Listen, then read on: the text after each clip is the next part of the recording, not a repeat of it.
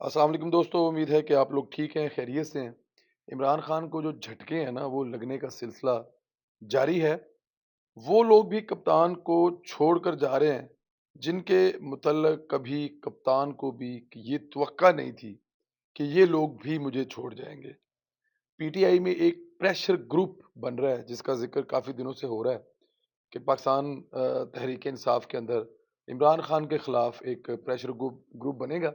جیسے کہ آپ لوگوں کو یاد ہے جب الطاف حسین نے پاکستان مرد آباد کا نعرہ لگایا تھا، اس کے بعد پوری پارٹی نے ان سے اپنا تعلق ختم کر لیا تھا، اور وہی پارٹی تھی اور اس پارٹی نے بغیر الطاف حسین کے آگے چلی تھی۔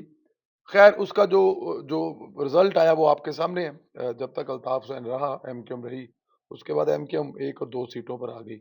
تو شاید عمران خان کے بغیر بھی تحریک انصاف کا یہی حال ہو، لیکن اس وقت پاکستان تحریک انصاف کے چیئرمین جو ہیں وہ ان کے ساتھ کوئی بھی کھڑا نہیں ہے۔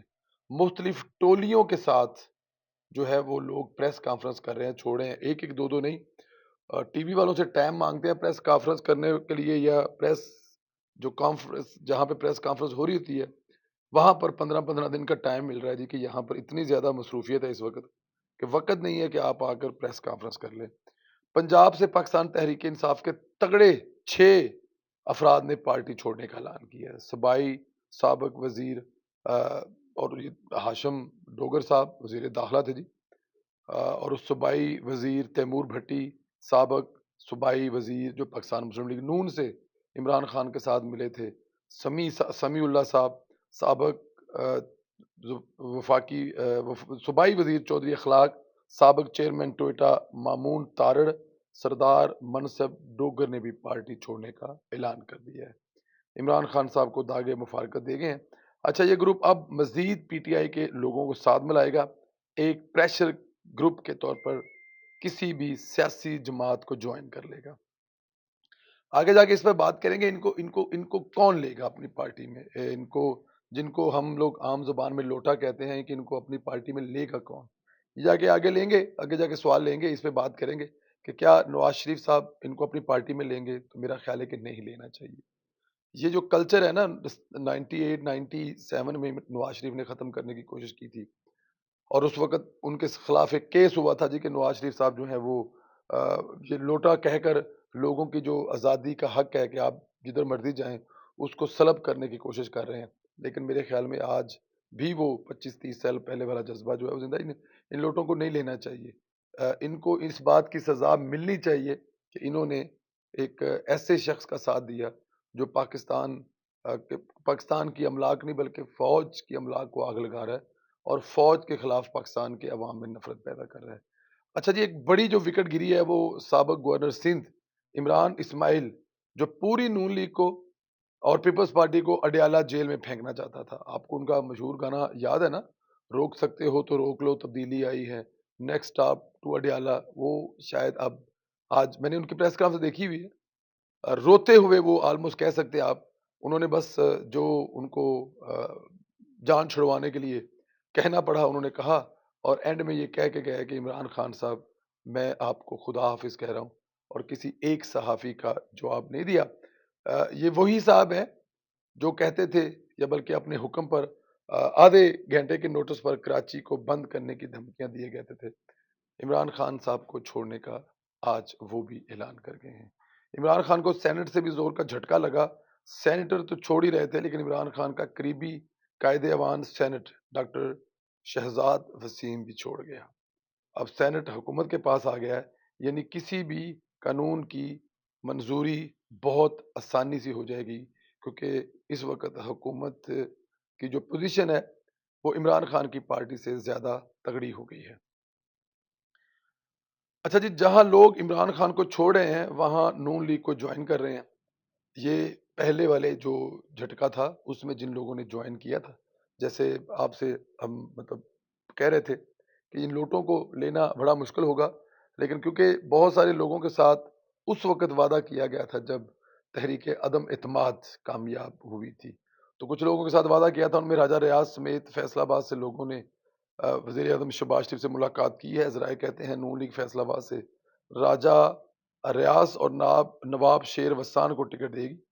پی ٹی آئی کے قومی اسمبلی میں مزید متحرف اراکین جو ہیں وہ بھی آنے والے دنوں میں مختلف پارٹیوں کے ساتھ اعلان کریں گے۔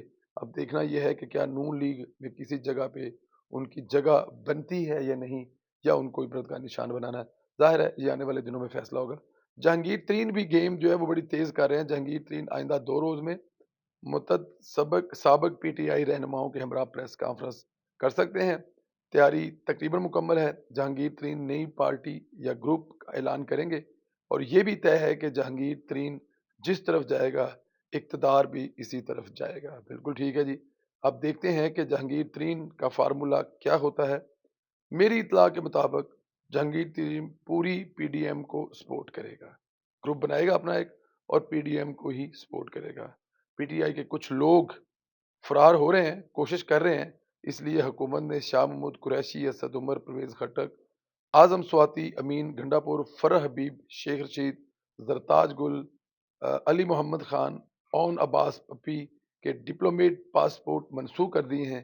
یہ لوگ ڈپلومیٹ پاسپورٹ پر عیاشیاں کیا کرتے تھے، لیکن اب ان کے لیے بھاگنا مشکل ہو جائے گا، کیونکہ یہ اس جرم میں برابر کے شریک ہیں جو عمران خان کے متھے بج رہا ہے۔ ورکر جیلوں میں رول رہا ہے، اور عمران خان صاحب اور ان کے جن لوگوں کے نام میں نے ابھی پڑھی ہیں، یہ ورکروں سے لا تعلقی کا اظہار کر رہے ہیں۔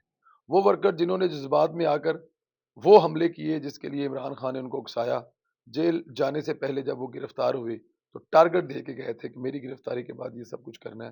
وہ سب کچھ ہوا، خود وہ گھر پہ بیٹھے ہیں، لیڈران ان کے بھاگنے کی کوشش کر رہے ہیں، لیکن ورکر یہاں پر جیلوں میں سڑ رہا ہے۔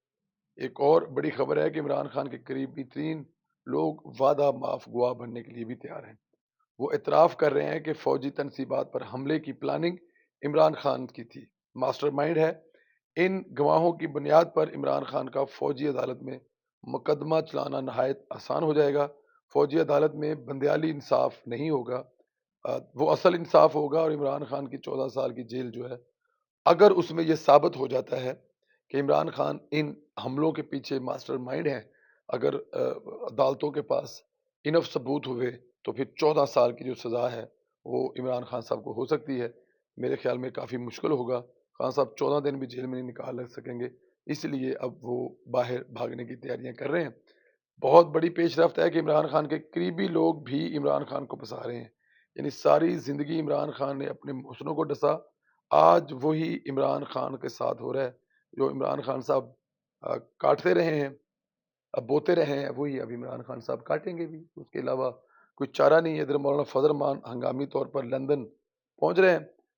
بہت اہم ملاقات جو ہے وہ ان کی میاں محمد نواز صاحب سے ہوگی، مشاورت کرنی ہوگی کہ کیا آنے والے دنوں میں لہم ہونا پڑا ہے، اس لیے مولانا صاحب کو لندن آنا پڑا۔ مولانا فضل الرحمان بہت عرصے بعد میاں محمد نواز شریف صاحب سے ملاقات کریں گے۔ اس ملاقات میں مستقبل کے حوالے سے کچھ لائحہ عمل طے ہوگا۔ عمران خان کا مستقبل بھی اسی ملاقات میں طے کیا جائے گا۔ الیکشن کے حوالے سے بھی چیزیں طے کی جائیں گی، یعنی سیاست اور حکومت کا محور ہمیشہ کی طرح آج بھی نواز شریف ہی ہے۔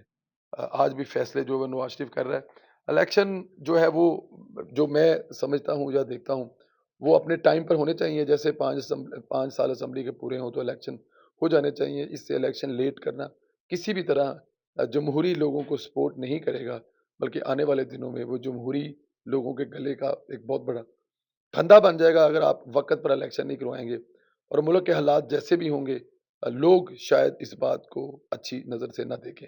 کچھ لوگ سپورٹ بھی کریں گے جی کہ 6 مہینے سال ایکسٹینڈ کر لیں، معیشت ٹھیک کر لیں، بہت ساری اور چیزیں ٹھیک کر لیں، ان کا ایک اپنا ذہن ہے، بٹ میرے خیال میں الیکشن وقت پر ہونے چاہیے۔ عمران خان صاحب کل تک اس ملک کی طاقت کا منبع تھے، چاہے وہ ڈی جی آئی ایس ہوں، چاہے وہ آرمی چیف ہو، چاہے اس ملک کی جو حکومت کی کابینہ، کسی میں جرت نہیں تھی کہ عمران خان کو انکار کر سکتے۔ لیکن آج صرف 9 مئی سے لے کر اگر آج 27 مئی تک دیکھا جائے تو یہ تقریباً کوئی 2.5 ویک کا عرصہ بنتا ہے۔ 2.5 ویک کے عرصے میں عمران خان صاحب اتنے کمزور ہو گئے ہیں کہ کل ان کی ضمانت دینے کے لیے ان کا گھر کا سویپر گیا تھا، جس کے نام پر کوئی پراپرٹی نہیں تھی، کوئی رجسٹری نہیں تھی۔ ظاہر ہے ضمانت کے لیے رجسٹری دینی پڑتی ہے، وہ نقد پیسے لے کے گیا تھا، لیکن اس کے نقد پیسے اس لیے ایکسیپٹ نہیں کیے کہ اس کو خود بھی نہیں پتا وہ کیا کرنے آیا تھا۔ سویپر کو یہ خود بھی نہیں اندازہ وہ کیا کر رہا تھا، تو سویپر نے پھر عمران خان صاحب کی ضمانت لینے سے انکار کیا۔ آنے والے دنوں میں اور بہت ساری ہیپننگ ہونے والی ہیں۔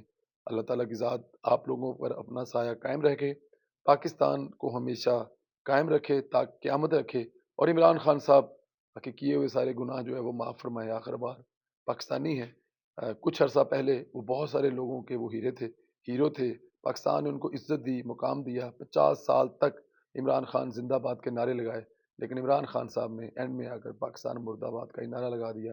پاکستان کی آرمی، پاکستان سٹیٹ کو جس لیول کا نقصان پہنچایا، چاہے وہ باہر بیٹھے لوگوں کے ذریعے یا عمران خان صاحب اپنی زبان کے ذریعے، اللہ تعالیٰ کی ذات ہدایت دے عمران خان صاحب کو۔ چینل کو سبسکرائب کریں، لائک اور کمنٹس، اور ہو سکے تو ویڈیو کو واٹس ایپ گروپ میں شیئر کریں۔ بہت شکریہ، خدا حافظ۔